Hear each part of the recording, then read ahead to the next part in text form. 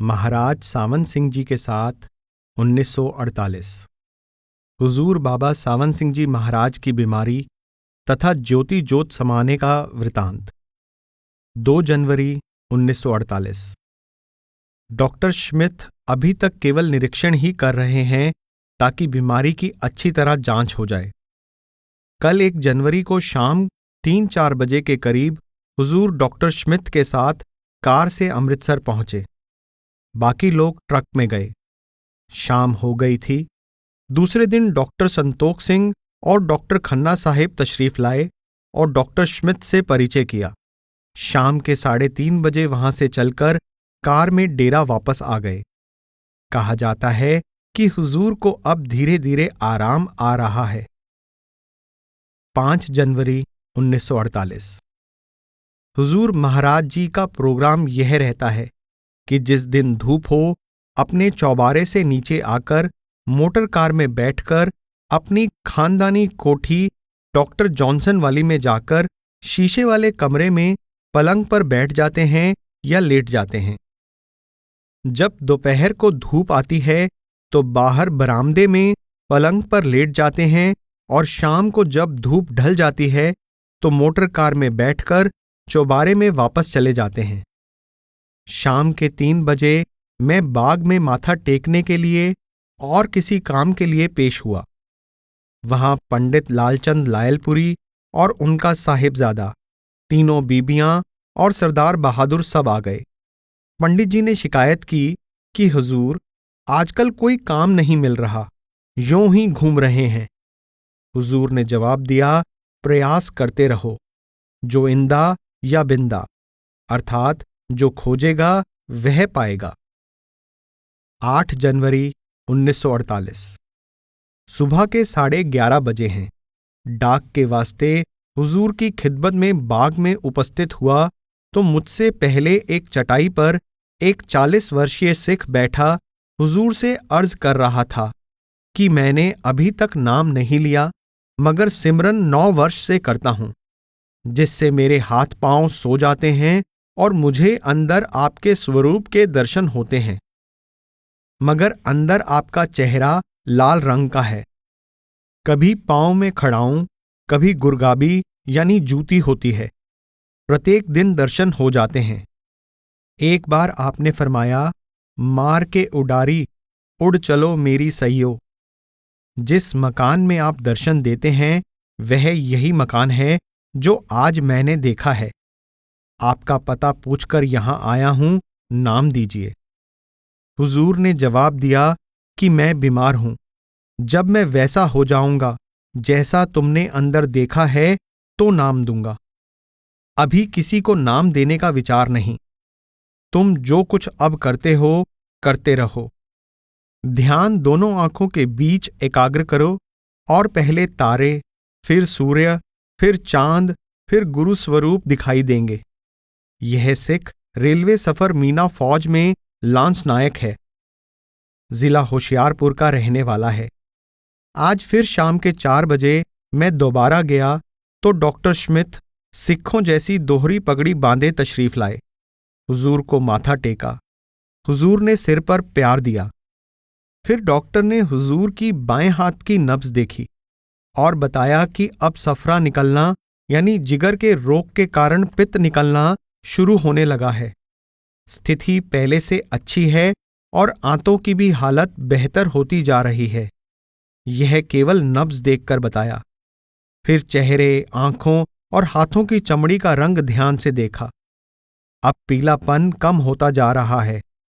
उसके बाद प्रश्न पूछने शुरू किए कि जब मैं 10 वर्ष पहले आया था तो मैंने पढ़ा था कि सत्संगियों को सद्गुरु से कुछ नहीं मांगना चाहिए, जो मुनासिब होगा वे दे देंगे।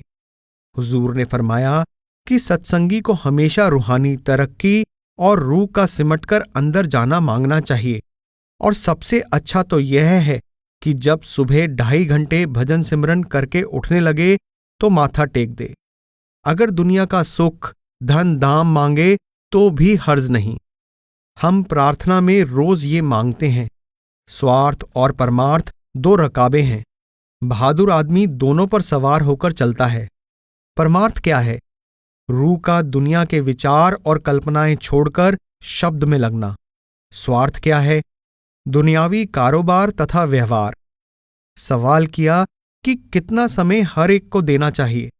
जवाब दिया कि यह हर एक आदमी की जरूरत और हालात के मुताबिक अलग अलग होता है। फिर हुजूर ने फरमाया कि कर्म 3 प्रकार के होते हैं: संचित, प्रारब्ध और क्रियमान। पहला, संचित कर्म वे हैं जिनका भंडार त्रिकुटी में है, जो हमने पिछले जन्मों में किए और अभी तक भोगे नहीं हैं। वे त्रिकुटी में जमा पड़े हैं।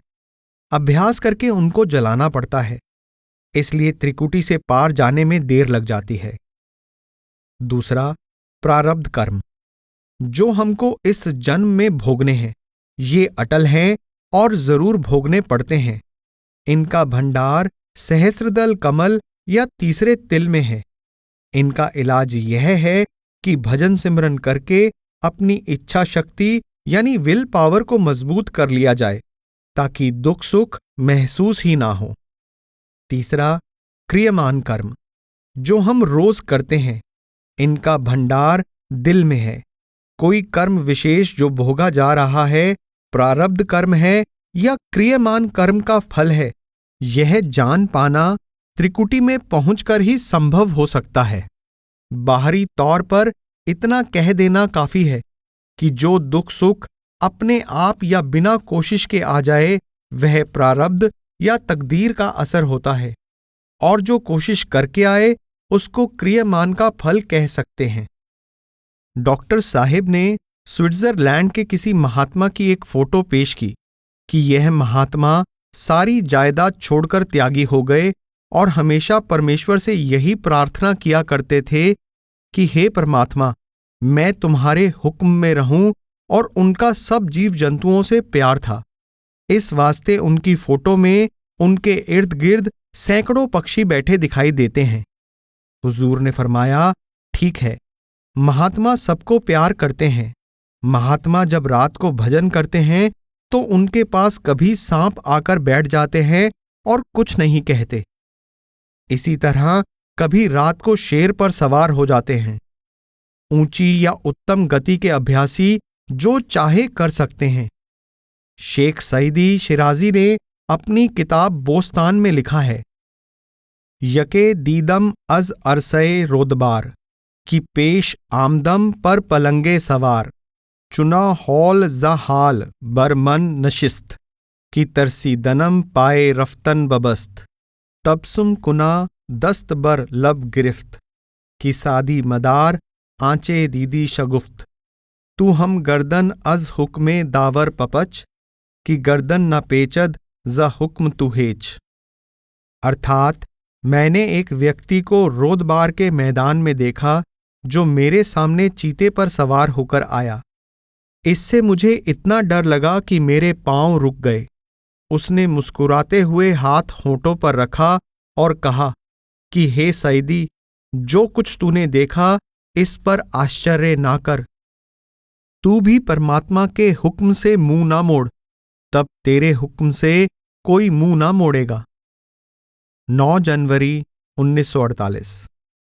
आज एक मुसलमान ने पाकिस्तान से हुजूर को पत्र भेजा कि पंजाब में उसकी जो जायदाद है उसका तबादला किसी पश्चिमी पंजाब की हिंदू जायदाद से करवा दें। हुजूर ने जवाब लिखवाया कि अभी शोर शराबा होने का डर है, तुम 2-3 महीने ठहर जाओ, फिर जो मर्जी हो करना। आज शाम के 4 बजे मैं डाक लेकर गया तो डॉक्टर श्मिथ हुजूर से परमार्थ के बारे में सवाल कर रहे थे। उन्होंने पूछा कि क्या सूक्ष्म देश में भी स्त्री पुरुष का रिश्ता होता है? हुजूर ने जवाब दिया कि सारा सहस्रदल कमल परियों से भरा पड़ा है। सिद्धियां और शक्तियां परियों का रूप धारकर वहां पहुंचने वाले को कहती हैं कि सतलोक तो बहुत दूर है, वहां कौन पहुंच सकता है? तुम हमें स्वीकार कर लो, हम तुम्हारी सेवा करेंगी। सतलोक जाने की तकलीफ मत करो। यह सब रचना रूह को ऊपर जाने से रोकने के लिए काल ने बना रखी है। सवाल, क्या सूक्ष्म देश में भी जन्म मरण है? जवाब: सत्संगी जब इधर से वहां गया तो समझो कि सूक्ष्म देश में उसका जन्म हो गया। वहां से सत्संगी आगे ही आगे जाएगा। गुरु के बिना सहस्त्रदल कमल को पार करना बड़ा ही कठिन है, क्योंकि वहां बहुत सी रुकावटें काल ने लगा रखी हैं, जैसे परियां आदि। मजहबों के पेशवा, पैगंबर और अवतार जितने हुए हैं, बहुत से सहस्त्रदल कमल से नीचे और बहुत से जरा ऊपर बैठे हैं। कोई कोई त्रिकुटी के नीचे पहुंचा। सद्गुरु त्रिकुटी का पूरा मंडल किसी सत्संगी को नहीं दिखाते, क्योंकि वहां का दृश्य ऐसा मनमोहक है कि सत्संगी उसमें फंसकर कह सकता है कि मुझे यहीं रहने दें, मैं आगे जाकर क्या करूंगा। यहां बड़ा आनंद है। हां, जब अभ्यासी सुन से परे हो आता है तो त्रिकुटी के नजारों को देखकर मोहित नहीं होता। त्रिकुटी में 1000 सूर्य की रोशनी है। ज्यों-ज्यों ऊपर जाते हैं, शब्द की लज्जत और आकर्षण बढ़ता जाता है। उन देशों की रचना बयान में नहीं आ सकती, क्योंकि इस दुनिया में कोई ऐसा नजारा ही नहीं है जिससे उसकी तुलना करके समझाया जाए। वह देखने से ही संबंध रखता है। फिर फरमाया कि अमेरिका और इंग्लैंड के सत्संगियों को लिख दो कि भविष्य में किसी को पूरा नाम नहीं दिया जाएगा। पहले सिर्फ 5 नाम का सिमरन दिया जाएगा। जब उस पर मेहनत करके रूह सद्गुरु स्वरूप तक पहुंच जाएगी तो शब्द का रास्ता बताया जाएगा। मैं यहां भी अब किसी को नाम नहीं दूंगा। किसी ने कहा कि अगर सत्संगी इससे पहले मर जाए तो क्या होगा? जवाब: फिर जन्म लेना पड़ेगा, क्योंकि शब्द नहीं मिला। किसी ने कहा कि एक सत्संगी कहता था कि मैं 10 पातशाहियों में से किसी एक सिख गुरु साहिबान के समय में पैदा हुआ। क्योंकि मुझे धुनात्मक नाम नहीं मिला था, इसलिए कई बार जन्म लेना पड़ा। हुजूर ने फरमाया कि संत सतनाम के भेजे हुए आते हैं, जो हुक्म मिलता है करते हैं। वे अपनी जान की परवाह नहीं करते, ना ही अपने शारीरिक दुखों की परवाह करते हैं। कल्ले आवे नानका, सदे उठी जाहे। उसी तरह गुरु गोबिंद सिंह जी ने भी कहा है कि मैं इस गंदी दुनिया में आना नहीं चाहता था, मगर सतनाम के समझाने पर परोपकार के लिए आना मंजूर कर लिया। 12 जनवरी 1948। आजकल सुबह और शाम सर्दी का बहुत जोर है। हवा ना भी चले तो भी शाम को सर्दी इतनी होती है कि नंगे हाथों को बहुत चुभती है। ऐसा इसलिए है क्योंकि तापमान गिर गया है। शायद पहाड़ों में बर्फ पिघलने की वजह से तापमान कम हो गया है। हुजूर महाराज जी की आंखों में अब पीलापन बहुत कम है, मगर कमजोरी बहुत है, सहारे से उठते बैठते हैं। 15 जनवरी 1948। आज शाम के 4 बजे के करीब मैं कुछ डाक लेकर गया। डॉक्टर साहिब हुजूर का निरीक्षण कर रहे थे। उसके बाद हुजूर ने फरमाया कि श्री हुजूर बाबा जी से पहले जितने संत थे वे अब तक कुल मालिक में समा चुके हैं। अब सिर्फ बाबा जी महाराज के पास सारी सृष्टि का अंदरूनी इंतजाम है और अंदर और बाहर सब कुछ वे ही कर रहे हैं। फिर फरमाया कि बाबा जी महाराज जब फौज में नौकरी करते थे तो कई बार ऐसा होता था कि दिन भर तो फौज मार्च करती रहती। शाम को जब डेरा जमता तो बाबा जी महाराज एक छोटा सा गड्ढा खोदकर उसकी मिट्टी अपने पीछे गड्ढे के किनारे रख लेते और उसके ऊपर एक बंधा हुआ बिस्तरा रखकर पीठ लगाकर बैठ जाते। सारी रात भजन में रहते। सुबह को फिर मार्च के लिए तैयार हो जाते। जब नींद का जोर होता तो एक छोटी सी चारपाई के दोनों तरफ टांगे करके बैठ जाते और भजन करते। उनकी बैरागन बैठकर और खड़े होकर भजन करने के लिए थी। जरूरत के मुताबिक लंबी, ऊंची या नीची हो सकती थी। आज बाबा किंकरानंद की राय के अनुसार डॉक्टर ने हुजूर को मुनक्कों का पानी दिए जाने का हुक्म दिया, यानी 1.25 तोला बढ़िया मुनक्का, 1.25 तोला हरी किशमिश को 2.5 पाव पानी में उबालना, यहां तक कि पानी सिर्फ 1 छटांक रह जाए, फिर छानकर पिलाना। ऐसा 3 बार करना, सुबह 10 बजे, शाम के 5 बजे और रात के 10 बजे। 21 जनवरी 1948। पिछले 2-3 दिन बादल और बारिश का जोर रहा, इसलिए हुजूर अपने चौबारे के कमरे में ही रहे। आज बाहर निकलकर बाग वाली कोठी में दोपहर के 11 बजे से शाम के 5 बजे तक धूप में बैठे रहे। अब उन्हें आराम आ रहा है और आराम आने की उम्मीद हो रही है। डॉक्टर सुबह के 9 बजे, शाम के 3 बजे, रात के 9 बजे और सुबह के 5 बजे हुजूर का निरीक्षण करते हैं। अब पाखाने का रंग बड़ी मुद्दत के बाद जर्द होने लगा है। कहते हैं अब जिगर भी सिकुड़कर असली हालत में आने लगा है। पहले जिगर बहुत बढ़ गया था। बदन पर सुबह 9-10 बजे के दरमियान मालिश भी की जाती है। साहिब बहादुर ने फरमाया कि हमारे मुल्क में दिसंबर से लेकर मार्च तक बादल छाए रहते हैं, सिर्फ कभी कभी धूप निकलती है। सर्दी इतनी सख्त होती है कि दोहरे दोहरे गर्म कपड़े पहनने पड़ते हैं। हिंदुस्तान जैसा मुल्क कोई और नहीं होगा, जहां हर महीने में हर किस्म का मौसम किसी न किसी जगह जाकर मिल सकता है। साहिब बहादुर जिनेवा में रोटरी क्लब के सदस्य हैं। यह क्लब कोशिश करता है कि हर पेशे का कोई मुख्य व्यक्ति सदस्य बन जाए।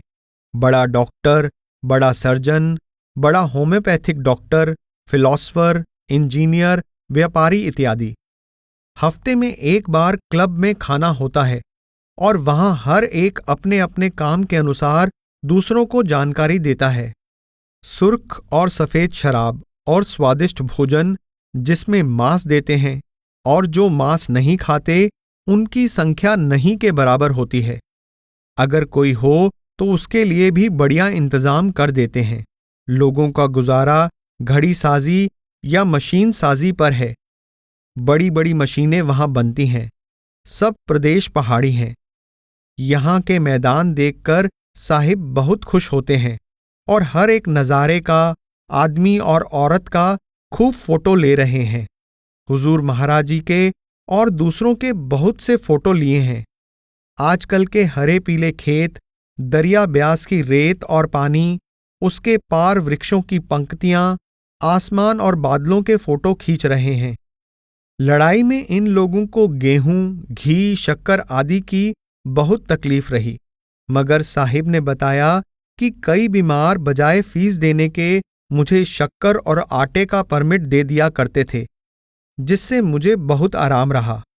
आज अमेरिका के एक डॉक्टर सत्संगी ने ताकत के लिए एक दवाई देने को कहा है, जिसका नाम है प्रोटीन लाइसेट।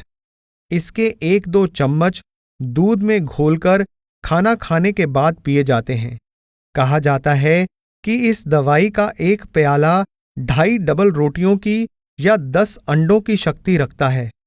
उसमें विटामिन, फास्फोरस, लोहा आदि सब चीजें पाई जाती हैं। आज हुजूर ने तार देकर हवाई डाक से 2 पौंड लाइसेट का ऑर्डर भेजा है। यह बिल्कुल शुद्ध शाकाहारी दवाई है। इसमें मांस, मछली या अंडा नहीं होता। डॉक्टर साहिब ने एक कहानी सुनाई कि 18वीं शताब्दी में हिस्पानिया में रानी इजाबेल थी। वहां रिवाज था कि हर शुभ अवसर पर राजधानी में रहने वाली उसकी प्रजा उसके दाएं हाथ की उंगली की अंगूठी को सम्मान हेतु आदर तथा प्रेम से चूमती थी। दुर्भाग्यवश रानी के दोनों हाथों में रिसने वाला एक्जिमा हो गया। देश विदेश के हकीमों, वैद्यों से उपचार कराया, परंतु आराम नहीं हुआ।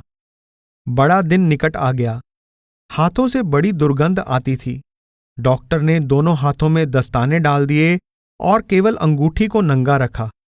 इस प्रकार अंगूठी चूमने की रस्म सकुशल संपूर्ण हो गई, परंतु रानी बहुत दुखी थी। एक गरीब औरत ने रानी से कहा कि मेरी जान पहचान का एक गरीब सा हकीम है, उसका इलाज भी करवाकर देख लें। चुनांचे उस गुमनाम होम्योपैथिक डॉक्टर को बुलाया गया। उसने निरीक्षण किया और ग्रेफाइट यानी सीस जिसकी पेंसिलें बनती हैं, उसका 1 ग्रेन 99 ग्रेन लेड एसीटेट या शुगर ऑफ लेड में खरल किया, यानी बारीक पीसा। खरल करके उसमें से 1 ग्रेन लिया, उसमें 99 ग्रेन शुगर ऑफ लेड मिलाई, फिर खरल किया। फिर उस खरल की हुई के 1 ग्रेन में 99 ग्रेन शुगर ऑफ लेड मिलाकर खरल किया और रानी को रत्ती रत्ती भर देता रहा। रानी को आराम आ गया। वह बहुत प्रसन्न हुई और पूछा कि आपको क्या पुरस्कार दिया जाए। उसने बड़ी हिम्मत दिखाई और कहा कि होम्योपैथिक अस्पताल खोल दो। चुनांचे बहुत धन खर्च करके उसके लिए अस्पताल खोला गया, किंतु रानी ने कहा कि तुम अपने लिए कुछ मांगो। मगर उसने कुछ नहीं मांगा तो रानी ने लाखों रुपए खर्च करके एक सोने की संदूकची के अंदर बाहर हीरे जवाहरात आदि जड़वाकर संदूकची में होम्योपैथिक दवाई रखकर उसे पुरस्कार के रूप में दी। जब वह किसी का इलाज करने जाता तो लोग उसकी संदूकची को देखकर कहते कि यह तो लाखों रुपए की होगी। डॉक्टर कहता, जो इसके अंदर है वह इससे भी अधिक कीमती है। ये लोग खुराक खूब खाते हैं।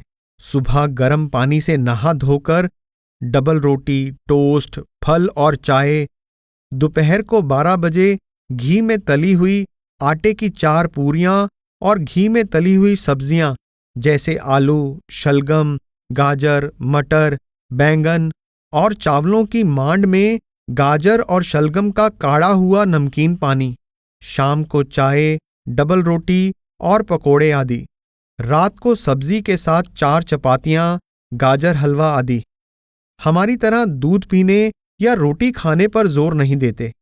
फल और सब्जियों का सेवन अधिक करते हैं और सेहत अच्छी है। 24 जनवरी 1948।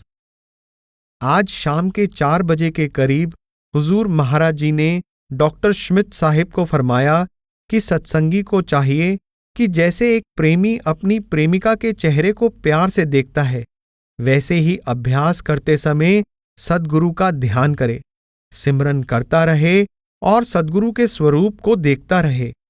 जब तक स्वरूप सामने नहीं आता, ध्यान कल्पित स्वरूप में जमाए रखे। आखिरकार जब स्वरूप अंदर आना शुरू होगा तो ऐसा मालूम होगा कि स्वरूप आता है और चला जाता है, मगर स्वरूप नहीं आता जाता।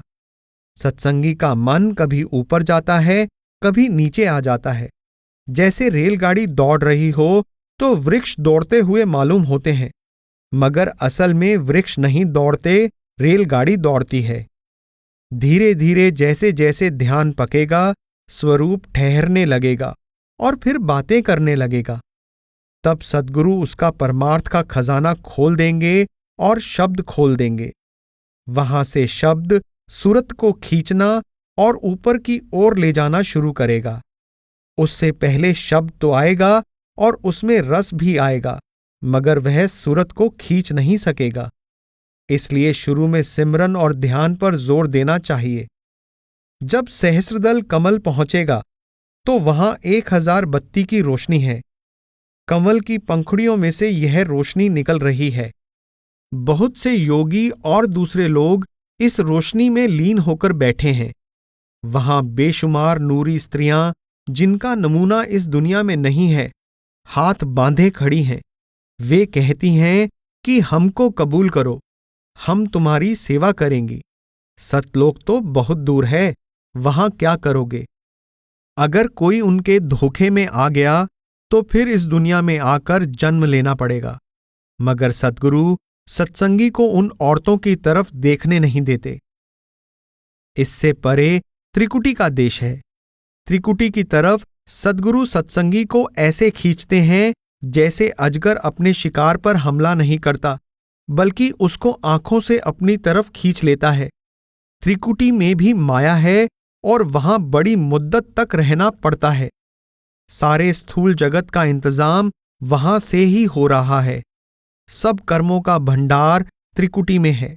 जब तक सारे जन्म जन्मांतरों के कर्म अभ्यास से साफ ना हो, तब तक त्रिकुटी से आगे जाना संभव नहीं है, क्योंकि काल सारा हिसाब लेकर अपनी हद से आगे जाने देता है।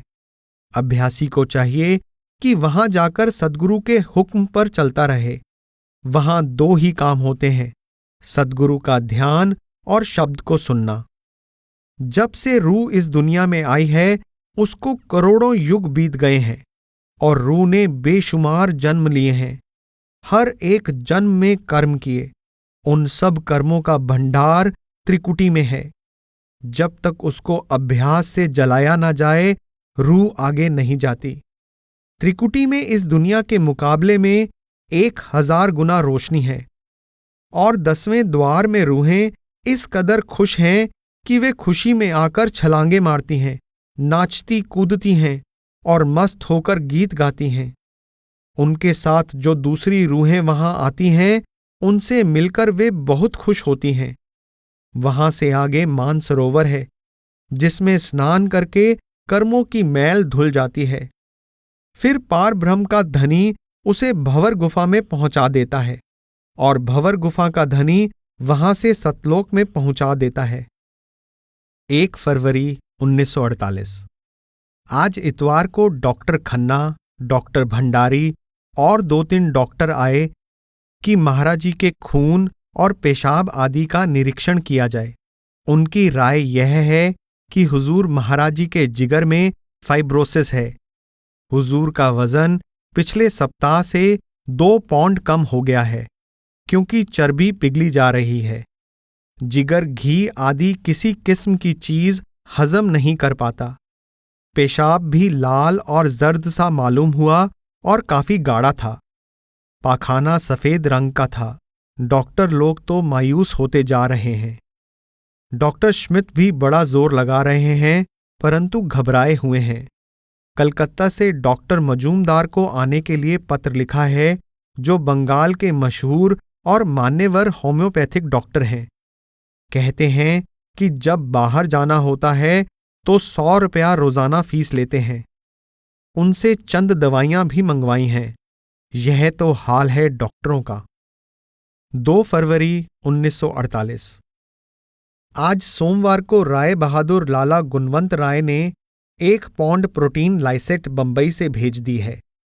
अमेरिका के शहर शिकागो से डॉक्टर स्टोन ने भी खबर दी है कि 2 पौंड हवाई जहाज द्वारा भेज रहे हैं। यह दवाई ताकत देती है, क्योंकि आधी हजम हुई प्रोटीन है। हाजमे पर ज्यादा बोझ नहीं पड़ता। सरदार बहादुर जगत सिंह जी ने बताया कि हर एक प्रोटीन में ऑर्गेनिक एसिड और क्षार दोनों मिले होते हैं। जब तक जिस्म के अंदर इस प्रोटीन के तेजाबी मादा यानी एसिड और क्षार अलग अलग ना हो जाएं, प्रोटीन जिस्म का अंग नहीं बनता और उसे अलग अलग करने के लिए एंजाइम काम आते हैं। एंजाइम सिर्फ जिगर में ही पैदा होते हैं। रासायनिक विधि से उनको बनाया नहीं जा सकता। रेनिन और पेप्सिन भी एंजाइम है। प्रोटीन लाइसेट क्या है? प्रोटीन 2 हिस्सों में बटी होती है। इस वास्ते एंजाइम की ज्यादा जरूरत नहीं। उसके हजम करने के लिए यही काम खमीर यानी यीस्ट भी देता है, मगर धीरे धीरे एंजाइम अंदर पैदा करके हाजमा तेज करता है। शक्कर यानी चीनी, घी आदि जो भी हम खाते हैं, पहले तेजाब और क्षार में फटते हैं, पीछे हजम होते हैं। हर तेल, घी या चर्बी का मूल क्या है? ग्लिसरीन। और इस दवाई में एमिनो एसिड भी है। जैसे सिरका रासायनिक रूप से एसिटिक एसिड है, उसके amino acid NH2, CH2, COOH हैं। बाकी ऑर्गेनिक एसिड भी ऐसे ही हैं। अब हिंदुस्तान में नेशनल गवर्नमेंट के बनने पर जो लोग इस बात पर बहुत जोर देते हैं कि अंग्रेजी भाषा की पढ़ाई बंद कर देनी चाहिए, यह बड़ी भूल है। राष्ट्रीयता का ख्याल लोगों के दिलों में अंग्रेजी ने ही पैदा किया है। अगर यह ख्याल 1000 साल पहले आया होता तो मुसलमान बादशाह थोड़ी सी फौज लेकर हिंदुस्तान में लूटमार और कब्जा ना कर सकते। दूसरे जितने भी विषय हैं अंग्रेजी जबान में हैं, साइंस, फिलॉसफी इत्यादि। जो अंग्रेजी नहीं जानते उनको इन विषयों पर लिखी उच्च कोटि की पुस्तकें पढ़ने से वंचित रहना पड़ेगा। कई लोगों का तो यह ख्याल है कि अंग्रेजी के साथ साथ यूरोप के किसी अन्य मुल्क की कोई न कोई अन्य भाषा भी पढ़नी चाहिए, तब साइंस की उच्च कोटि की पुस्तकों का अध्ययन हो सकेगा। उदाहरण के लिए रूसी भाषा में खेती बाड़ी से संबंधित ज्ञान पर बहुत सी उच्च कोटि की किताबें उपलब्ध हैं, क्योंकि रूस ने कृषि संबंधी रसायन में बहुत उन्नति की है। यहां तक कि साइबेरिया जैसे ठंडे इलाके में गेहूं की खेती करके कामयाबी हासिल कर ली है। कहते हैं कि अंग्रेजी भाषा में फ्रांसीसी भाषा के मुकाबले 2 गुने शब्द हैं। यों तो लोगों का ख्याल है कि फ्रांसीसी भाषा बड़ी स्पष्ट भाषा है। जर्मनी की दूसरी लड़ाई से पहले फ्रांसीसी ही वह भाषा थी जिससे एक देश दूसरे देश से पत्र व्यवहार करता था। अब दूसरे विश्व युद्ध के बाद अंग्रेजी भाषा ने फ्रांसीसी की जगह ले ली है। 7 फरवरी 1948। एक अंग्रेज ने, जो किसी वक्त हिंदुस्तान में बड़ा अफसर था, पत्र लिखा है कि सिख लोगों ने मुसलमानों को बिना कारण मारा है और बड़ा अत्याचार किया है, जबकि वे अपने आप को वाहे गुरु के सिख कहते हैं। हुजूर ने फरमाया कि उस अंग्रेज ने एक पार्टी की बात सुनकर विचार कायम किया है, किसी दूसरे को नहीं सुना है, मगर अभी तो और मरेंगे। असल में जो भी हो रहा है मालिक के हुक्म से हो रहा है। अगस्त में मुझे हुजूर के साहिबजादे ने बताया था कि रात को मैंने सपने में देखा कि जालंधर शहर के रेलवे स्टेशन पर बहुत सारे मुसलमान मरे पड़े हैं। उस वक्त तो मैंने इस बात को एक मामूली सपना समझा, लेकिन बाद की घटनाओं ने साबित कर दिया कि यह मालिक का हुक्म था।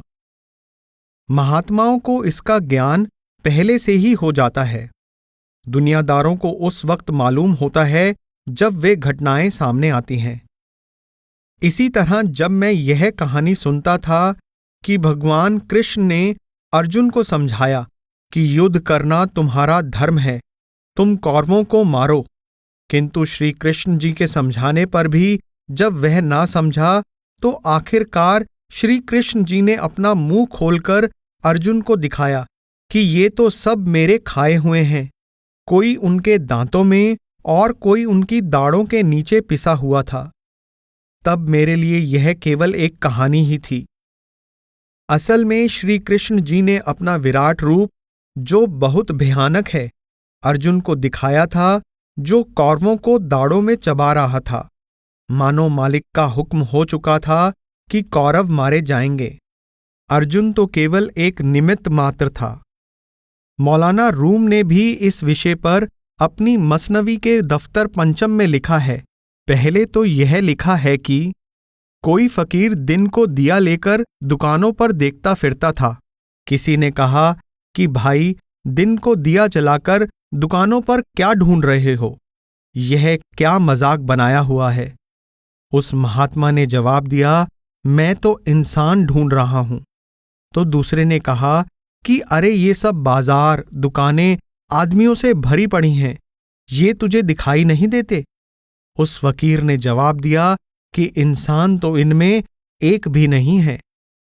वक्ते खशम व वक्ते शहवत मर्द कु, तालबे मर्दे दवानम कु बकू, कु दरी दो हाल मर्दे दर जहां, ता फिदाए ऊ कुनम इमरोज जां। अर्थात मैं ऐसे व्यक्ति की खोज में दौड़ता फिर रहा हूं जो क्रोध और काम पर काबू पा चुका हो। क्या इस संसार में ऐसा कोई है जो इन दोनों का मुकाबला कर सके? यदि है तो मैं अपनी जान तक उस पर न्यौछावर करने को तैयार हूं। इसी तरह मौलाना रूम ने कहा है, अज जो सदसाला रह अस्त ता बहदे इंसानी, यह सदसाला दीगर ता बहदे मुसलमानी। अर्थात तुझे इंसान बनने के लिए अभी 100 साल लगेंगे और फिर से 100 साल और चाहिए सच्चा मुसलमान यानी गुरमुख बनने के लिए। फरिश्तों से बढ़कर है इंसान होना, मगर पड़ती है इसमें मेहनत ज्यादा। ध्यान दें, अल्ताफ हुसैन हाली 1837 से 1914। इन्हें मौलाना ख्वाजा हाली के नाम से भी जाना जाता है। यह उर्दू के शायर और जीवनी लेखक होने के साथ साथ समाज सुधारक भी थे। जो लोग मुसलमान, हिंदू या ईसाई होने का दावा करते हैं और मजहब की बिना यानी नींव, आधार, कारण पर एक दूसरे से लड़ते हैं, उनको मालूम नहीं है कि एक इंसान ही अच्छा मुसलमान, हिंदू या ईसाई हो सकता है।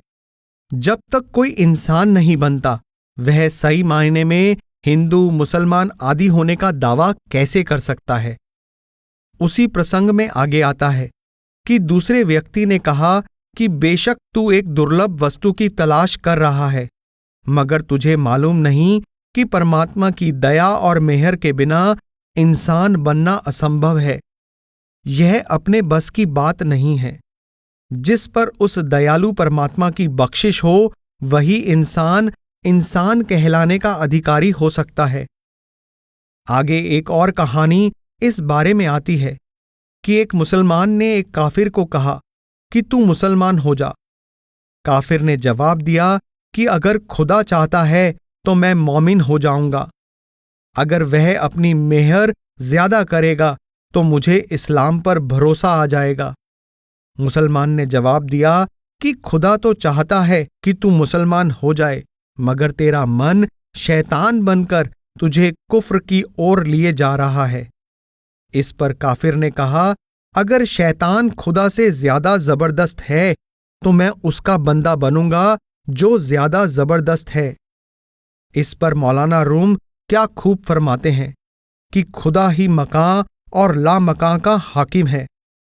हेच कसदर मुल्के ऊ बे अमरे ऊ दर नेफ जायद सर यक तारे मुंह। अर्थात यह रचना परमात्मा की है, उसके हुक्म के बिना पत्ता भी नहीं हिल सकता। मुल्क मुल्के ऊस्त फरमा आने ऊ कम तरी सग बरदरश शैताने ऊ।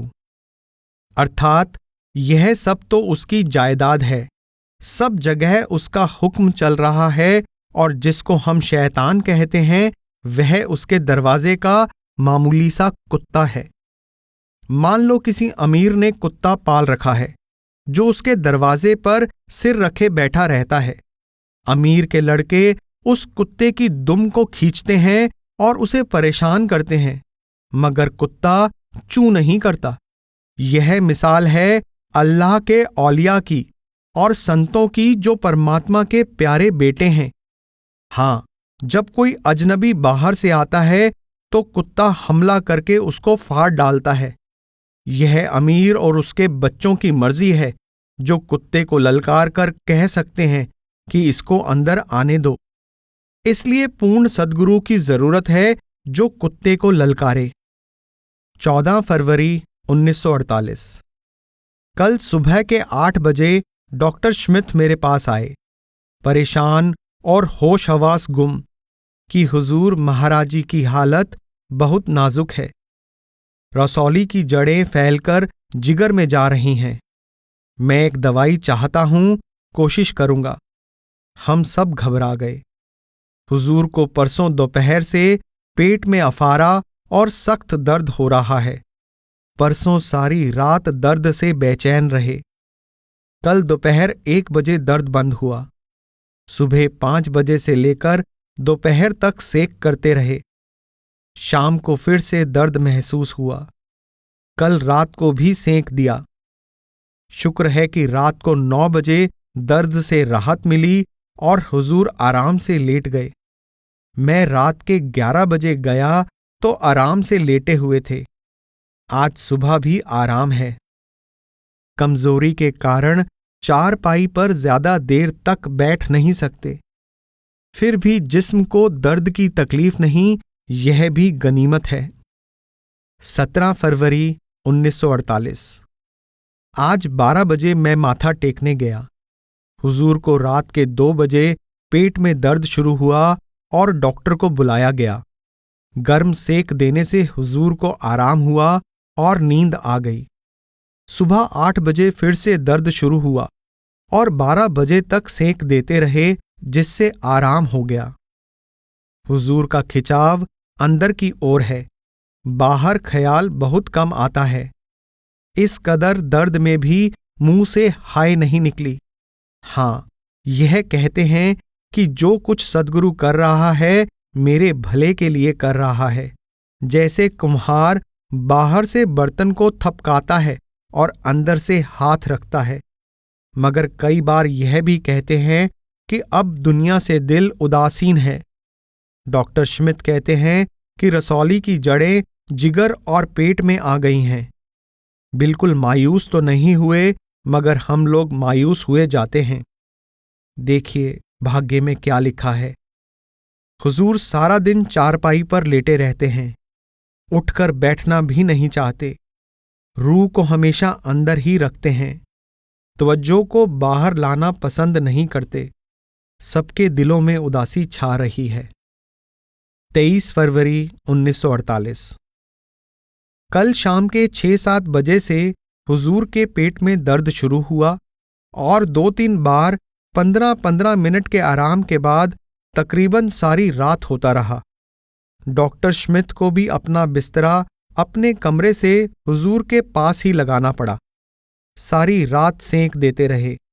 रात के 9 बजे कुछ आराम मालूम हुआ, सो हम लोग और हुजूर के साहिबजादे वहां से आ गए, मगर दर्द फिर शुरू होकर सारी रात होता रहा। 25 फरवरी 1948। 2 दिन से अमेरिका से डॉक्टर स्टोन साहिब की भेजी हुई दवाई जिमेंटेड ऑयल हुजूर को दी जा रही है। कहते हैं कि यह दवाई शरीर के अंदर ओजोन छोड़ती है, जिससे लाल खून पैदा होता है और बीमारी के कीड़े अंतड़ियों में ही मर जाते हैं। या तो बुखार की वजह से या दवाई से हुजूर को कल से बेहोशी सी रहती है। मैं आज 12 बजे दोपहर को माथा टेकने गया तो बहुत देर उनके पलंग के पैताने की ओर खड़ा रहा। 6 मार्च 1948। अभी तक हुजूर को कमजोरी बहुत है। पिछले इतवार को बड़े बड़े डॉक्टर अमृतसर के मेडिकल कॉलेज और सिविल अस्पताल से आए। उन्होंने निरीक्षण किया और मेरे पूछने पर यह कहा कि बीमारी और कमजोरी पिछले हफ्ते से ज्यादा है। डॉक्टर श्मिट बहुत मेहनत कर रहा है, कभी कभी मायूस भी हो जाता है। हुजूर के बदन पर साबुन और गर्म पानी से स्पंज करता है। साबुन की टिक्की को जबान पर घिसकर देख लेता है। अगर जबान पर लगे तो साबुन खराब है। कमजोरी इस कदर है कि हुजूर के लिए बोलना मुश्किल है। रूह अंदर ही रहती है। सत्संग बाबू गुलाब सिंह या बाबा रामेश्वर सिंह या सरदार कृपाल सिंह शाम को 5 बजे करते हैं। हुजूर सिर्फ दोपहर को खिड़की पर से दर्शन देते हैं। बिस्तर पर बैठ जाते हैं और खिड़की खोल दी जाती है। 15 मार्च 1948। चैत्र की संक्रांति 13 मार्च को थी। उस दिन से हुजूर कुछ आराम महसूस कर रहे हैं। उस दिन 12 माह का सत्संग सरदार कृपाल सिंह ने किया और संगत को लगभग 12 बजे दर्शन हुए। डॉक्टर लोग ज्यादा संतुष्ट नहीं हैं। एक अंग्रेजी किताब की डॉक्टर श्मिट ने बहुत प्रशंसा की। मैं उसे लाइब्रेरी से ले आया। किताब वास्तव में पढ़ने योग्य है और यह 1934 का एडिशन न्यूयॉर्क में छपा है। इसका नाम है द स्टोरी ऑफ सान माइकल। लेखक एक्सेल मंथे। किताब पढ़ने योग्य है और दिलचस्प है। यह एक लंबी कहानी नहीं है। जहां से पढ़ो वहां से ही दिलचस्प और शिक्षाप्रद मालूम होती है। 16 से 17 मार्च 1948। मैं अमृतसर बैंक का काम करने गया। डॉक्टर श्मिट और दीवान जयचंद जी भी साथ थे, क्योंकि दीवान साहिब हुजूर महाराज जी को बतौर डॉक्टर देखने तशरीफ लाए थे। एक रात रहकर कल 16 मार्च को अमृतसर से हवाई जहाज द्वारा वापस दिल्ली गए। राजा सांसी के हवाई अड्डे को देखा। सिर्फ मैदान सा है, कोई इमारत नहीं। मैदान में सीमेंट की सड़कें जहाज़ों के चढ़ने और उतरने के लिए बनी हुई हैं। पता नहीं बारिश में क्या करते होंगे। हवाई जहाज के अफसरों की वर्दियां सफेद और सहायक लोगों की काली काली देखने में आई। वहां कुछ ज्यादा रौनक ना थी। सिर्फ एक बाबू, 4 अफसर और कुछ चपरासी थे। जब हम पहुंचे तो हवाई जहाज को घोड़े की तरह सीखपा यानी पिछले पैरों पर खड़ा करके उसकी थूथनी यानी मुंह में पेट्रोल दे रहे थे। आगे के 2 पहिए बड़े थे, पीछे एक छोटा पहिया था। यह 3 पहियों की सवारी है। जब हवा में उड़ती है तो ये पहिए नजर नहीं आते। डॉक्टर जयचंद जी ने फरमाया कि हवाई जहाज से मेरा यह पहला सफर था। मैंने सफर करने से पहले अपना ब्लड प्रेशर देखा कि ज्यादा तो नहीं है। ब्लड प्रेशर ठीक ही था, इसलिए सफर करना मंजूर कर लिया। हालांकि जहाज 150 मील प्रति घंटा से ज्यादा की रफ्तार से उड़ रहा था, फिर भी हमें मालूम ना हुआ। जब रास्ते में जहाज वालों ने मुसाफिरों को पर्चे बांटे तो पता चला कि आधा सफर खत्म हो चुका है। उतरते वक्त जहाज अगर धीरे धीरे उतरे तो कुछ दिक्कत महसूस नहीं होती। दिल्ली का हवाई अड्डा बहुत बड़ा और देखने योग्य है। आदमपुर का अड्डा अमृतसर से बेहतर है, मगर है वह भी उजाड़ सा। डॉक्टर साहिब को छोड़कर हम मिस्टर क्लेयर के यहाँ सेंट्रल वर्कशॉप देखने गए। वहां उनकी खास इजाजत के बिना अंदर नहीं जा सकते। वे वहां वर्क इंचार्ज हैं और उनके ऊपर सुपरिटेंडेंट साहिब हैं। कारखानों में पहले सब मुसलमान मिस्त्री थे, अब 90% सिख और बाकी हिंदू मालूम होते हैं। उनको वहीं काम करते करते काम करने का ढंग आ जाता है। सब कारीगर खड़े होकर काम करते हैं। किसी के लिए कोई मेज, कुर्सी या स्टूल नहीं है। बड़ा बारीक काम भी होता है और मोटे मोटे काम भी हैं, यानी स्टीम रोड रोलर यहां बनते हैं और नहरों के लिए हेड वर्क्स भी बनाए जाते हैं। यह लोहे की जंजीरें सी होती हैं जिनके द्वारा पानी दरिया से नहर में कम या ज्यादा छोड़ते हैं। इसके अलावा बहुत बारीक पुर्जे जिनकी चूड़ियां बहुत ही बारीक होती हैं, और ऐसे पुर्जे भी बनाए जाते हैं जिनकी लंबाई इंच का 500वां भाग तक दुरुस्त रखी जाती है ताकि मशीन में फिट आ जाएं। जहां कारीगर लोग मशीनों पर काम करते हैं, वे शेड बड़े रोशन, खुले, हवादार और सेहत को ध्यान में रखकर बनाए गए हैं। इनके अतिरिक्त बड़े बड़े स्टोर भी हैं जिनमें काफी सामान पड़ा रहता है और बिजली के सामान के स्टोर भी हैं। अफसरों के लिए अलग अलग कमरे हैं जिनमें हर तरह का आराम है। गवर्नमेंट ऑफ इंडिया अब स्विट्जरलैंड के शहर ज्यूरिक में अपने विद्यार्थियों को औद्योगिक प्रशिक्षण के लिए भेजने का फैसला कर चुकी है। हर एक किस्म के कारखानों में वहां काम सिखाया जाएगा। बिजली की मशीनें, इंजीनियरिंग, घड़ीसाजी और जहाजों की बनावट इत्यादि। डॉक्टर साहिब को हमारा मुल्क बिल्कुल नया मालूम होता है। बाजारों में घूमकर बड़े प्रसन्न होते हैं। कपड़े बेचने वालों की दुकानें, खोमचे वाले, बोतल बेचने वालों की दुकानें, हलवाई, सब्जी आदि की दुकानें बड़े ध्यान से देखते हैं। उनको गोकुल मार्केट में ले गए। कर्मो ड्योढ़ी और कचहरियां आदि सब दिखाई। इन लोगों की औरतें पढ़ी लिखी, सभ्य, समझदार और गुणवान होती हैं, परंतु जहां तक पता चला है उनमें पति सेवा का भाव हिंदू स्त्रियों जैसा नहीं होता। हिंदुओं का घरेलू जीवन इनसे अधिक अच्छा है। इन लोगों को शराब और मांस भी खराब कर रहे हैं। खर्चे बड़े हुए हैं। सारा दिन कमाते हैं और पूछो तो कहते हैं कि कुछ नहीं बनता। मानो पशुओं की भांति सारा दिन पेट का ही धंधा है। सारा समय रुपया कमाने में ही व्यतीत हो जाता है।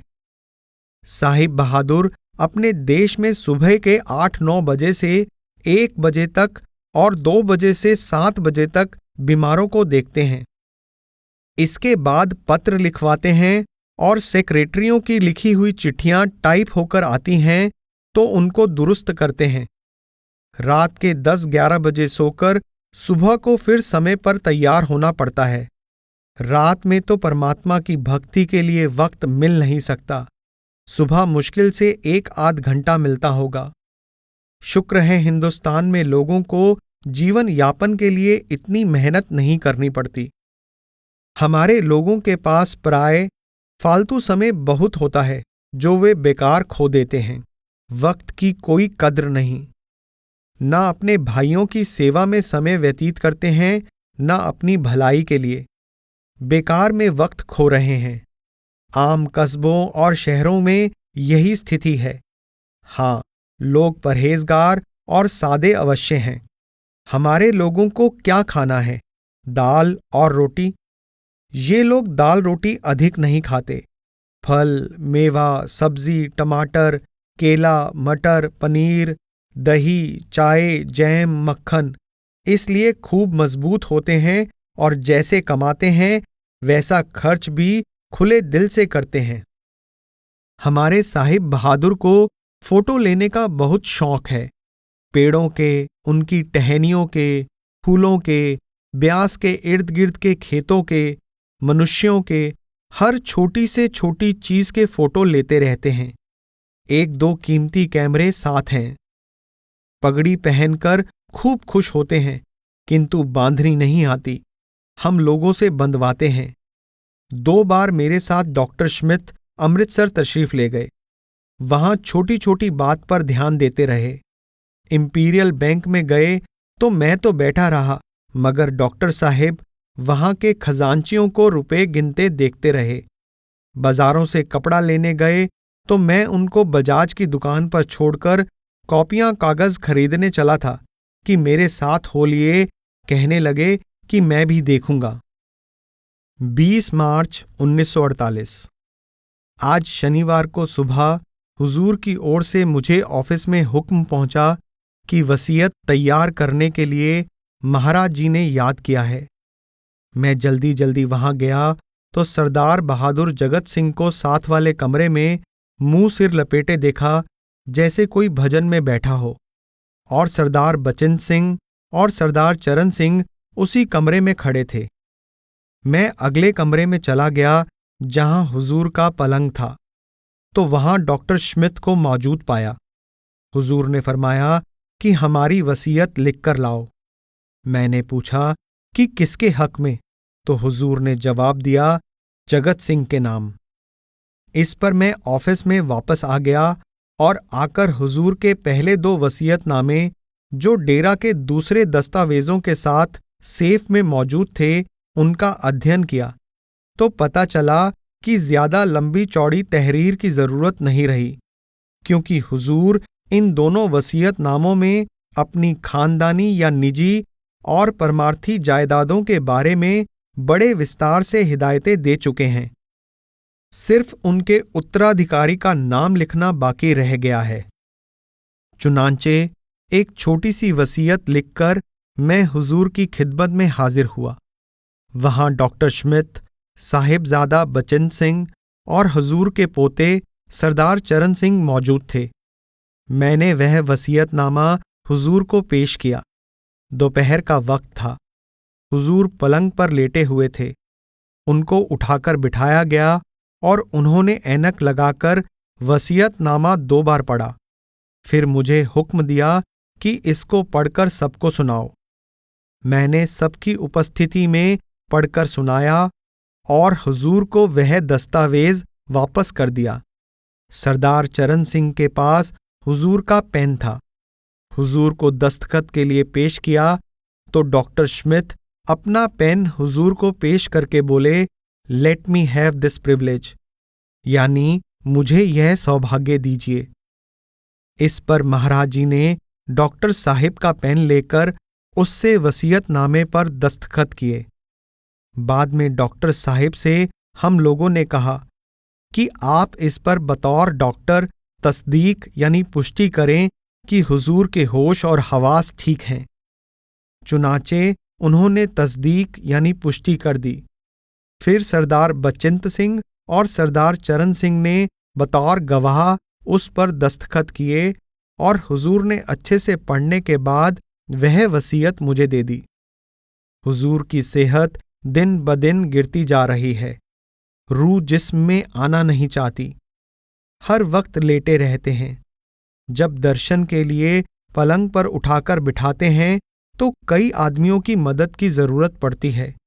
डॉक्टर मायूस हैं, मगर कई अभ्यासी लोगों को अभी भी उम्मीद है। स्वर्गीय सरदार सेवा सिंह की एक बात याद आ गई कि 10वें द्वार से नीचे अगर सत्संगी सद्गुरु के आगे दुखों की शिकायत करता है तो वहां काल साक्षी होता है। वह कहता है कि इसके दुख इसके अपने कर्मों की सजा में दे रहा हूं, आप क्यों दखल देते हैं? इसलिए सद्गुरु को खामोश होना पड़ता है। 10वें द्वार और उससे ऊपर बेशक काल का जोर नहीं, मगर वहां इस कदर खुशी होती है कि सद्गुरु इस भौतिक संसार की बातें सुनते ही नहीं और सत्संगी अर्ज करना ही भूल जाता है। 29 मार्च 1948। कल इस महीने का आखिरी इतवार था। मासिक सत्संग की वजह से और हुजूर की बीमारी की वजह से बहुत सी संगत डेरा आई हुई थी। शनिवार की रात को मेरा, बीबी रल्ली और साहिबजादा बचिन सिंह का यह विचार था कि अब हुजूर ने वसीयत लिखकर अपनी जगह सरदार बहादुर जगत सिंह को नियुक्त कर दिया है और इस बात की खबर खास सत्संगियों को हो चुकी है। इसलिए बेहतर होगा कि इसकी सूचना कल इतवार को मासिक सत्संग में संगत को कर दी जाए। इस विषय में सलाह लेने के लिए हमने दफ्तर के कमरे में मलिक राधाकृष्ण, एडवोकेट मुल्तान और सरदार कृपाल सिंह को बुलाया। सरदार बहादुर को भी बुलाया गया था, मगर वे ना आए। उस वक्त यह विचार पेश किया कि कल जब सरदार कृपाल सिंह इतवार का सत्संग खत्म करें तो साथ ही यह घोषणा कर दें कि हुजूर ने सरदार बहादुर जगत सिंह जी को वसीयतनामे के जरिए अपना उत्तराधिकारी नियुक्त कर दिया है। इस पर मलिक साहेब और सरदार कृपाल सिंह ने यह एतराज किया कि यह घोषणा सुनकर संगत रोती हुई घरों में जाएगी। सिर्फ यह कह दिया जाए कि हुजूर ने अपना उत्तराधिकारी नियुक्त कर दिया है। चुनाचे सत्संग के खत्म होने पर सरदार साहिब ने यह घोषणा कर दी। 31 मार्च 1948। हुजूर को बिस्तरे पर बीमार पड़े हुए आज पूरे 6 महीने हो गए। मैं आज रात के 8 बजे उनके दर्शन के लिए गया तो बीबी रल्ली ने मेरा नाम लिया। उन्होंने सिर हिलाकर इशारा किया कि हम इसको पहचानते हैं। डॉक्टर हांडा, दिल्ली वाले ने बताया कि अत्यंत कमजोरी है, जिस्म थक गया है, अंदर पानी भी बड़ी मुश्किल से निगलते हैं। डॉक्टर कहते हैं कि नब्ज ठीक है, सांस ठीक है, मगर खाते पीते कुछ नहीं। ग्लूकोज का पानी और लाइसेट लेते हैं, मगर पहचानते सबको हैं। चाहे बोल नहीं सकते पर बातें समझते हैं। दिमागी हालत अच्छी है। डॉक्टर स्मिथ कल तो बिल्कुल घबरा गए थे, आज कुछ खुश हैं। पाकिस्तान बना, लोगों ने अपनी गुम हुई लड़कियों, लड़कों और रिश्तेदारों को हर मुमकिन तरीके से ढूंढने की कोशिश की। अखबारों में इश्तिहार दिए, अफसरों की खुशामदे की और उनके दरवाजों पर धक्के खाए। लोग पाकिस्तान में जिंदगी का खतरा जानते हुए भी अपने अजीजों को देखने गए। ये रिश्ते अस्थायी हैं, आखिरकार यहीं छोड़ जाने हैं। या तो हम अपने रिश्तेदारों को छोड़कर चले जाएंगे या वे हमें हमारी जिंदगी में ही छोड़ जाएंगे। इन झूठे रिश्तेदारों की तलाश में लोग कितने भटक रहे हैं, लेकिन परमात्मा जो सबका बाप है और जिसके साथ स्थायी रिश्ता है, उसको ढूंढने के लिए कितने लोग हैं जो दिल से कोशिश करते होंगे। वाद विवाद करना खुदा को ढूंढना नहीं कहा जा सकता। यह तो बुद्धि विलास है, यानी वाद विवाद बुद्धि का विषय है। बुद्धि उसमें आनंद लेती है। यह खुदा की तलाश नहीं। तलाश उसको कहते हैं कि उसके लिए इंसान महात्माओं के नर्म गर्म वचन सहकर और धक्के खाकर भी उनको ना छोड़े और व्याकुल होकर ढूंढता फिरे, जैसे मैंने पाकिस्तान से आए शरणार्थियों को व्याकुल देखा है। वरना शेर पढ़कर यह कहना, कभी ए हकीकतें मुंतजिर नजर आ लिबासे मजाज में, कि हजारों सजदे तड़प रहे हैं मेरी जमीने नियाज में, बेफायदा है और खुदा को धोखा देना है। जिसके दिल में दर्द है उसको शेर नहीं सूझते। अगर हम इतने दर्द से खुदा को तलाश करें जितने दर्द से अपने गुम हुए रिश्तेदारों को तलाश करते हैं, तो वह हाजिर नाजिर यानी सर्वव्यापी खुदा जो सब कुछ देख रहा है जरूर हमारे सामने आ जाए। हमारे दिल में चाहत और तड़प नहीं है। मौलाना रूम कहते हैं, तू हर्जा की बाशी मी तलब, यानी तू जहां कहीं भी रहे उसकी याद में रहे। अगर कोई शिकायत करे कि मुझे खुदा या खुदा का सच्चा रास्ता नहीं मिला, तो यह समझ लो कि उसके दिल में पूरी पूरी तड़प नहीं है। ऐसी तड़प वाले जिज्ञासु की पहचान स्वामी जी महाराज ने खूब बताई है। विषयन से जो होए उदासा, परमारथ की जा मन आसा, और तन इंद्री आसक्त न हुई, नींद भूख आलस जिन खोई, बिरह बान जिन हृदय लागा, खोजत फिरे साध गुरु जागा। कोई ऐसा हो तो खुदा को तलाश करे, सो ऐसा करोड़ों में एक होगा। शेख सईदी फरमाते हैं, शुनीदम के मर्दाने राहे खुदा, दिले दुश्मना हम ना करदंद तंग, तुरा कै मुयस्सर शब्दद ई मुकाम, की बा दोस्तानत खिलाफ अस्त व जंग। अर्थात मैंने सुना है कि परमात्मा के प्यारे दुश्मन का भी दिल नहीं दुखाते। तुम्हें यह पदवी कैसे प्राप्त हो सकती है जबकि तुम अपने दोस्तों से भी विरोध और लड़ाई ठाने हुए हो।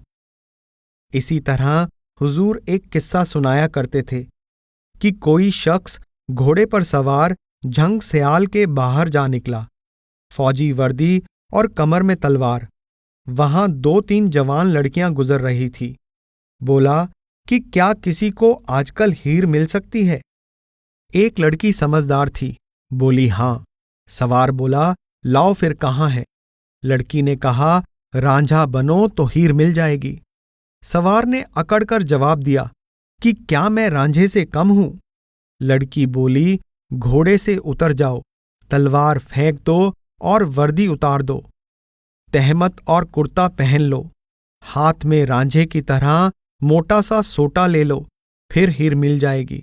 सवार बोला, मैं तो ऐसा नहीं करूंगा।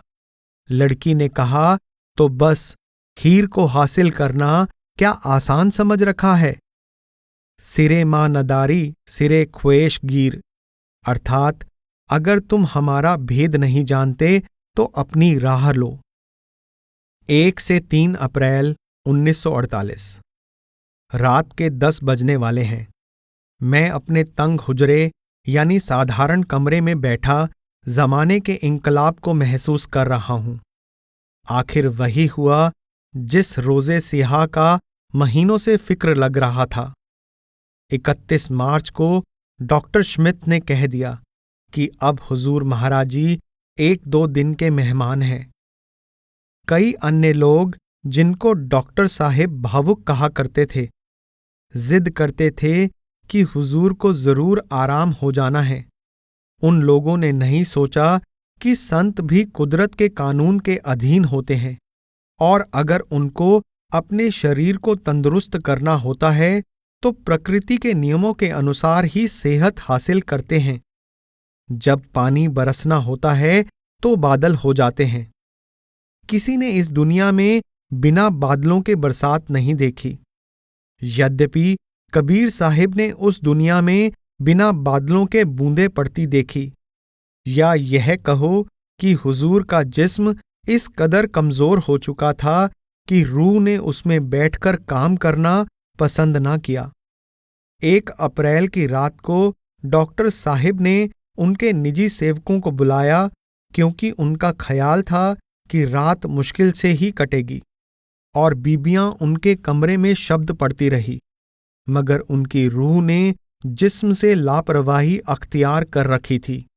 सांस चलता था और कभी कभी दायां घुटना उठाते थे, क्योंकि वे चित लेटे हुए थे। 10 बजे के बाद हम में से मेरे जैसे कुछ फालतू लोग अपने अपने कमरों में आ गए। सुबह के 7 बजे श्री गांधी ने मुझे आ जगाया। मैं घबरा गया तो बोला, अभी सांस है। मैं झटपट मुंह धोकर और कपड़े पहनकर ऊपर भागा।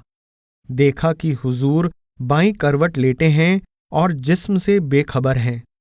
सांस मुंह के रास्ते खिंचकर आ रहा था। बस समझ लिया कि अब 1-2 घंटे से ज्यादा वक्त नहीं। धीरे धीरे सांस कम होता गया।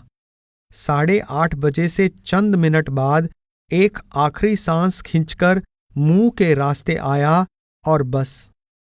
सब उपस्थित लोग और डॉक्टर उनकी तरफ मुंह करके हाथ जोड़े हुए बैठे रहे। डॉक्टर ने स्टेथोस्कोप से दिल को देखा और मुंह पर कपड़ा डालकर माथा टेक कर उठ खड़ा हुआ। मैं भी कमरे से बाहर निकलने लगा, मगर बेइख्तियार रोना आ गया। साथ वाले कमरे में से रोता हुआ बरामदे में आ बैठा। यह आखिरी दर्शन था। हैफ दर चश्म जदन सोहबते यार आखिर शुद्ध, रुए गुल सेर नदी देम व बहार आखिर शुद्ध। अर्थात, हाय, आंख झपकने की देर थी कि प्रियतम से वियोग हो गया। अभी हमने उस फूल को जी भरकर देखा भी ना था कि बहार यानी बसंत खत्म हो गई। हाँ ए फलक, पीर जवां था अभी सावन, क्या तेरा बिगड़ता जो जीता कोई दिन और। बेशक महाराज जी मुझे कभी बूढ़े मालूम नहीं हुए, हमेशा जवान ही दिखाई देते रहे, जैसे मौलाना रूम ने लिखा है, करदा अम बख्ते जवां रा नाम पीर, कोजे हक पीर अस्त नज अय्याम पीर। अर्थात, मैंने अपने जवान नसीब यानी भाग्य का नाम बूढ़ा रख दिया है, क्योंकि वह परमात्मा की ओर से ही बड़ा है, आयु की दृष्टि से नहीं। मरणम प्रकृति भूर्तानाम जननम विकृति रुच्यते, यानी मरना जीवों की स्वाभाविक स्थिति है, जीना अस्वाभाविक। खैर, उसी वक्त भिन्न भिन्न शहरों को तारें दे दी गई, खत डाल दिए गए और दाह संस्कार के सामान के लिए अमृतसर कार दौड़ाई गई। डेरा में हाहाकार मच गया। हुजूर के शरीर को नहला धुलाकर कपड़े पहनाकर सबसे नीचे के बरामदे में पलंग पर लिटा दिया गया। सिर्फ चेहरा खुला रहने दिया गया। संगत एक दरवाजे से आती थी और दूसरे से निकल जाती थी। शाम के 4:30 बजे अमृतसर से सामान आ गया और 5 बजे अर्थी विमान तैयार करके दरिया ब्यास के किनारे संगत की धक्का पेल में ले जाया गया। यहां से दरिया का किनारा 2 मील होगा, क्योंकि दरिया ढिलवां की तरफ हट गया है। वहां से अंधेरा होने पर वापस आए। 4 अप्रैल 1948। शाम को 2 बजे यहां से फिर संस्कार के स्थान के लिए रवाना हुए, ताकि फूल जल प्रवाह किए जाएं। उस वक्त तक वहां सख्त पहरा रखा गया था। फूल विसर्जन में 3 घंटे लग गए। वहां से 5 बजे चलकर 6 बजे डेरा वापस आ गए और ख्याल आया कि इंसान क्या है, सिर्फ मुट्ठी भर राख और दुनिया जंगल की हवा है, इधर से आई और उधर को निकल गई। दौराने बकाचू बादे सहरा बगु जश्त, यक दो रोजा चह कि दुनिया साते अस्त। अर्थात, जीवन की अवधि जंगल की हवा की तरह गुजर गई। यह संसार ही क्षणभंगुर है। जो लोग इस दुनिया में आकर मुल्क, हुकूमत, पदवियों तथा धन माल की चाह रखते हैं, वे रेत की दीवार बनाना चाहते हैं। हाँ, अगर परमात्मा की भक्ति में मेहनत करते तो साथ जाती। हुजूर तो रूहानी मंडलों को चले गए, सारा बोझ हमारे कंधों पर डाल गए। राधा स्वामी सत्संग ब्यास की पुस्तक रूहानी डायरी भाग 2 का समापन। ऑडियो कॉपीराइट 2022, सर्वाधिकार सुरक्षित, राधा स्वामी सत्संग ब्यास।